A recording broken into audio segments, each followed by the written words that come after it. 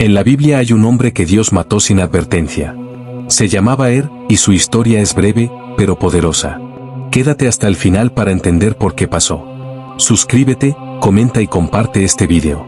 En los días antiguos, cuando las tribus de Israel aún no se habían establecido como nación y la historia de la redención apenas comenzaba a desplegarse, vivía un joven llamado primogénito de Judá, uno de los 12 hijos de Jacob, también conocido como Israel. Ocupaba una posición privilegiada, ya que como hijo mayor estaba destinado a recibir una porción especial de herencia, influencia y liderazgo dentro de la familia. Su historia se menciona en Génesis 38, en medio de un relato que parece una pausa extraña dentro de la narrativa de José, pero que encierra lecciones profundas. Judá, su padre, eligió para él una esposa llamada Tamar, siguiendo las costumbres de la época. Todo indicaba que tenía un futuro prometedor. Pero la escritura, sin preámbulos ni detalles extensos, corta esta expectativa con una declaración fulminante, y primogénito de Judá, fue malo ante los ojos de Jehová, y le quitó Jehová la vida. Génesis 38, 7. Esta frase corta y contundente es suficiente para silenciar al lector y despertar temor reverente. No se nos dice cuál fue el pecado específico de No se nos da una lista de acciones malas, no hay escenas que narren su corrupción, ni testigos humanos que lo acusen.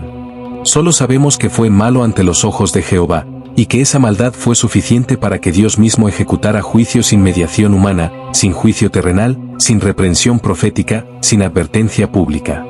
Esta decisión soberana de Dios, que puede parecer dura o injusta al entendimiento humano, es en realidad un reflejo del profundo conocimiento divino.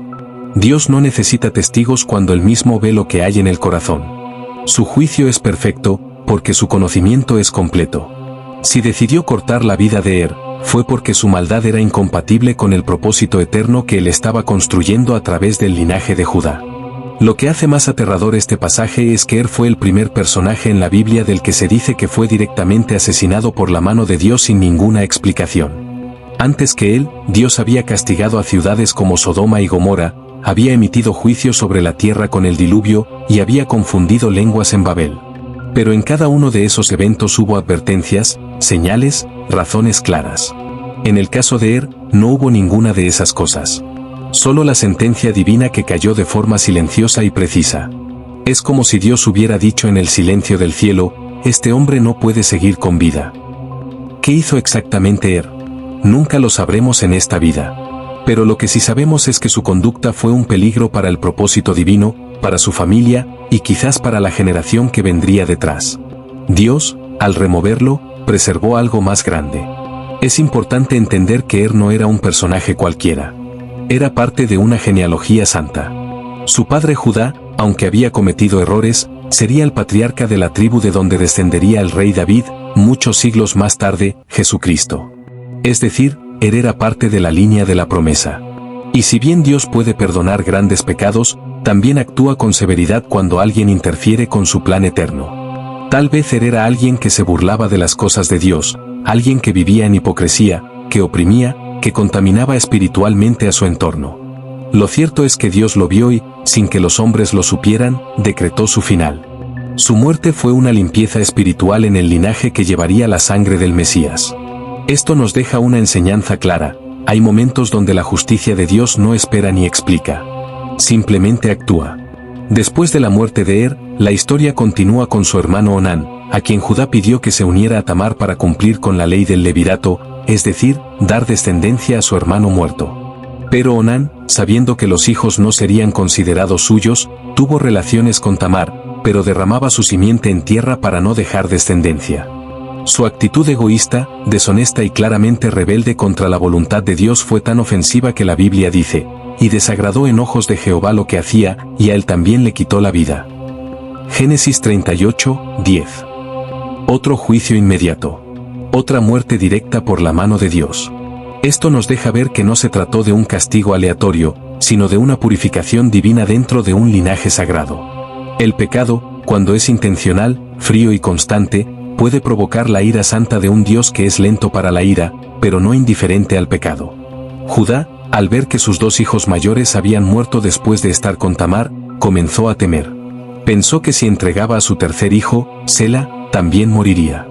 Por eso mintió a Tamar y le pidió que esperara hasta que Sela creciera, aunque no tenía intenciones de cumplir su palabra. Tamar, viendo el engaño, tomó una decisión arriesgada pero clave en la historia de la salvación. Se disfrazó de prostituta, sedujo a Judá y quedó embarazada de él. De esa unión nacieron los gemelos Fares y Zara. Aunque esto parezca escandaloso, Dios usó ese acontecimiento para dar continuidad a la línea del Mesías. Fares es parte directa del linaje de Cristo, Mateo 1:3. Es impresionante cómo Dios puede tomar incluso situaciones impuras o confusas, y de ahí sacar algo glorioso. Pero no por eso debemos tomar su gracia como licencia. La historia de sigue siendo un mensaje de advertencia. La historia de nos revela algo que muchos olvidan: no siempre hay segundas oportunidades. La misericordia de Dios es real, pero también lo es su juicio. Hoy en día vivimos en una generación que abusa de la gracia, que juega con la fe, que se burla del arrepentimiento, pensando que siempre habrá mañana para cambiar. Pero pensó lo mismo, y no hubo mañana para él. Su pecado lo alcanzó. Su maldad lo condenó. Su rebeldía le costó la vida. Este tipo de historias nos sacuden, porque nos recuerdan que Dios no cambia. El mismo Dios que juzgó a sigue siendo Dios hoy. La pregunta es, ¿estamos nosotros viviendo como si no hubiera juicio? ¿O estamos caminando en temor y obediencia? Hoy, quizás tú mismo estés en una situación parecida. Tal vez estás viviendo en oculto, con un corazón lejos de Dios. Tal vez estás aparentando ser creyente, pero tu vida está vacía de frutos. Quizás, como estás en una posición donde deberías ser luz, pero estás caminando en tinieblas. No esperes que llegue el juicio para reaccionar. La historia de fue escrita no para condenarte, sino para advertirte. Aún estás a tiempo de volverte a Dios, de arrepentirte, de limpiar tu vida, de pedirle al Señor que tenga misericordia de ti. No ignores esta oportunidad. Dios no está obligado a darte otro día más de vida. Cada día es un regalo, no una garantía. Murió sin que sepamos los detalles, pero su muerte grita una verdad: Dios no tolera el pecado cuando se convierte en un estilo de vida. Dios es paciente, sí, pero también es fuego consumidor. No juegues con su paciencia. No ignores su santidad. Hoy es el tiempo de rendirte. Hoy es el día de decir: Señor, límpiame, transfórmame, sálvame. La historia de no tiene una segunda parte, pero tú aún puedes escribir la tuya. Decide hoy vivir en obediencia, y no ser recordado como aquel que fue eliminado por Dios por causa de su maldad.